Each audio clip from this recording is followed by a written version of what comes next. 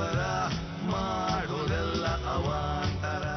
ಪರಮ ಇಲ್ಲಿ ನೋಡ ಇಂಟ್ರೆಸ್ಟಿಂಗ್ ನ್ಯೂಸ್. ಮತ್ತೆ ರಾಜಕೀಯನೇನ ಅವ್ರ ವಿಷಯ ಬಿಟ್ಟಾಕ ಐಸಿಯು ಮುಗಿರೋ ಪೇಷಂಟ್ ತರ ಏನೋ ಇದು ನ್ಯೂಸ್. ಎಲ್ರು ಕೇಳಿಸ್ಕೊಳ್ರಪ್ಪ. ಇಂಗ್ಲೆಂಡ್ ಅಲ್ಲಿ ಒಬ್ಬಳ ಮಹಿಳೆಗೆ ಜ್ವರ ಬಂದಿತ್ತಂತೆ. ಜ್ವರ ಚೆಕ್ ಮಾಡಕ್ಕೆ ಅಂತ ಥರ್ಮಾಮೀಟರ್ ಬಾಯಲ್ಲಿ ಇಟ್ರಂತೆ. ಆ ಹೆಂಗ್ಸು ಥರ್ಮಾಮೀಟರ್ ನುಂಗ್ಬಿಟ್ಟಿದೆ. ನ್ಯೂಸ್ ಹೋದ್ಮೇಲೆ ನಮಗೊಂದು ಸಿಕ್ಕಾಪಟ್ಟೆ ಭಯ ಆಗ್ತಿದೆ ಕಣ. ಇವಳು ಯಾವಾಗ ಏನ್ ನುಂಗ್ಬಿಟ್ಟಾಳ ಅಂತ. ನೀವು ಮಾತಾಡ್ತಿರೋದು ಫಾರಿನ್ ವಿಷಯ. ಭಾರತೀಯ ಹೆಂಗಸರು ಥರ್ಮಾಮೀಟರ್ ನುಂಗೋ ಅಷ್ಟು ಅಟ್ರ ಅಲ್ಲ. ನೀನ್ ಯಾರಕ್ ತಾನೇ ಕಡಿಮೆ ಇದೆಯಮ್ಮ? ಮಿರ್ಚಿ ಬಜ್ಜಿ ಕೊಟ್ರೆ ಗುಳುಮ್ ಗುಳುಮ್ ಅಂತ ನುಂಗೆ ಬಿಡ್ತೀಯಾ, ಇನ್ನ ಥರ್ಮಾಮೀಟರ್ ಬಿಡ್ತೀಯಾ? ಅಂಕಲ್ ಸುಮ್ನೆ ನೀವು ಪಾರು ಆಂಟಿನ ರೇಗಿಸ್ತಾ ಇದ್ದೀರಾ. ರೀ ನಾನು ಈಗಲೇ ಶಪಥ ಮಾಡ್ತೀನಿ, ನಾನು ನಿಜವಾದ ಪಾರ್ವತಿನೇ ಆಗಿದ್ದೆ. ಪತಿ ಪರಮೇಶ್ವರ ನಿಜವಾಗ್ಲೂ ನನ್ನ ಪತಿನೇ ಆಗಿದ್ರೆ, ಆಕಾಶದಲ್ಲಿ ಸೂರ್ಯ ಚಂದ್ರ ಇರೋದು ನಿಜ ಆಗಿದ್ರೆ, ಭೂಮಿ ಮೇಲೆ ಬದುಕಿರೋದು ನಿಜ ಆಗಿದ್ರೆ, ನಾನ್ ಥರ್ಮಾಮೀಟರ್ ನುಂಗಲ್ಲ ನುಂಗಲ್ಲ ನುಂಗಲ್ಲ. ಆಯ್ತಮ್ಮ, ನಿನಗೆ ಆದಷ್ಟು ಬೇಗ ಜ್ವರ ಬರ್ಲಿ ಅಂತ ಪಾಂಡು ನಾನು ಕೇಳ್ಕೊಳ್ತೀನಿ. ಅವ್ರ ಬುದ್ಧಿ ಕಲ್ಸಕ್ಕೆ ನಾನು ಜ್ವರ ಏರ್ಸೋ ಪೌಡರ್ ತಂದಿದ್ದೀನಿ. ಏನ್ ಮಾಡ್ತೀಯಾ?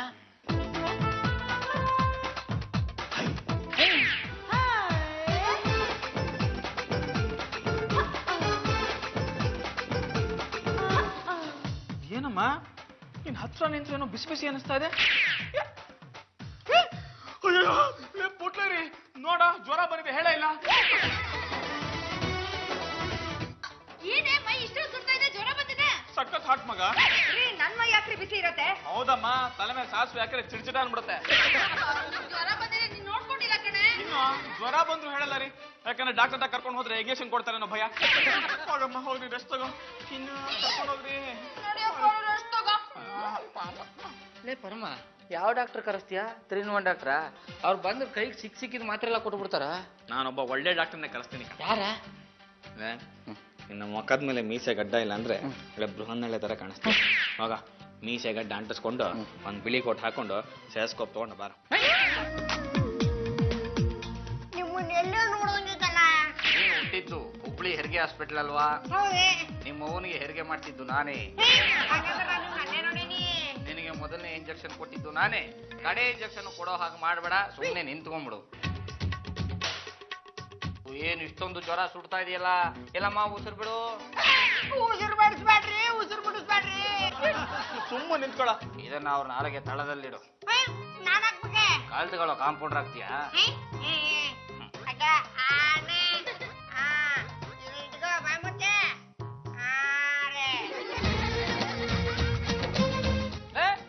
ಇವ್ರು ನಿಮ್ಮ ಮಾವನ ನೋಡ್ಬೇಡ.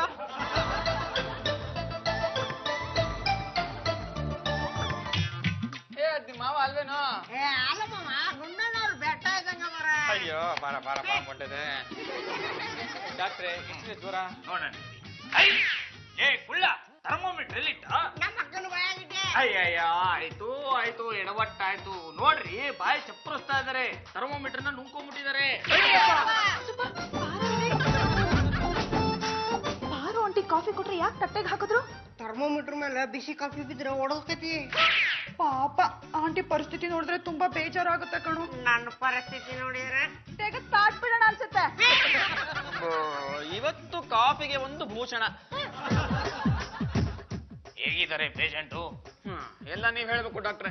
ಹೊಟ್ಟೆಯಿಂದ ಥರ್ಮೋಮೀಟರ್ ಈಚೆ ಬರ್ತಾ ಇಲ್ಲ. ನಮ್ಮ ಹೊಟ್ಟೆ ಒಳಗಡೆ ಬ್ರಹ್ಮಾಂಡವಾದ ಶಾಖ ಇರುತ್ತೆ. ಏನೇ ತಿಂದ್ರು ಕರಗೋಗ್ಬಿಡುತ್ತೆ. ಹೌದು ಹೌದು. ಆಪರೇಷನ್ ದುಬಾರಿ ಆಗುತ್ತೆ. ಡಾಕ್ಟ್ರೆ, ನನ್ನ ಹತ್ರ ನಯಾ ಪೈಸಾ ಇಲ್ಲ. ರೀ ಪರಮೇಶ್ವರ್ ಅವ್ರೆ, ನೀವೇ ದುಡ್ಡಿಲ್ಲ ಅಂದ್ರೆ ಹೇಗ್ರಿ? ಇನ್ನು ನೀವು ಫ್ರೆಂಡ್ ತಾನೆ, ನೀವೇ ಸಹಾಯ ಮಾಡ್ರಿ. ಆಯ್ತು ಬಿಡಿ, ನಮ್ಮ ಯಜಮಾನ್ರು ಗೊತ್ತಿದ್ದ ಹಾಗೆ 10,000 ರೂಪಾಯಿ ಎತ್ತಿಟ್ಟಿದ್ದೀನಿ, ಅದನ್ನ ಕೊಡ್ತೀನಿ.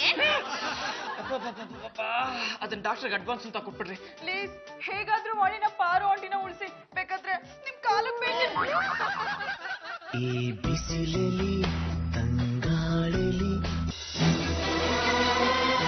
ನೀರಲು ಒಂಟಿಯಾಗಿ. ರೀ ಗುಂಡನವ್ರ, ಲಾಯರ್ ಓದಿನ ಒಂದ್ ಕೇಸ್ ಗೆಲ್ವಲ್ರಿ, ಇನ್ನು ಡಾಕ್ಟರ್ ವೇಷ ಹಾಕೊಂಬಂದು ನಮ್ಮ ಅಕ್ಕನ ರಿಪೇರಿ ಮಾಡ್ತೀರಿ. ಯಾಕ್ರಿ ಈ ತರ ಮೋಸ ಮಾಡಿದ್ರಿ? ಟಿನ್ನು ಮೋಸ ಮಾಡ್ಬೇಕಾದ ಪರಿಸ್ಥಿತಿ ಬಂತು, ಮಾಡಿದ್ವಿ. ಯಾಕ್ರಿ? ಮತ್ತಿನ್ನೇನಮ್ಮ, ಕಾಫಿ ಕೊಟ್ಬಿಟ್ಟು ಕಪ್ ತುಂಬೇಡಿ ಅಂತ್ಯ, ತಿಂಡಿ ಕೊಟ್ಬಿಟ್ಟು ಸ್ಪೂನ್ ನುಂಗ್ಬೇಡಿ ಅಂತ ಗೇಲಿ ಮಾಡ್ತೀಯ. ನಿಮ್ಮಿಬ್ರಿಗೆ ನಾ ಗೇಲಿ ಮಾಡಕ್ ಬರೋದು, ನಮಗೂ ಗೇಲಿ ಮಾಡಕ್ ಬರತ್ತೆ ಅಂತ ನಿಮ್ಗೆ ತೋರ್ಸಿದ್ವಿ.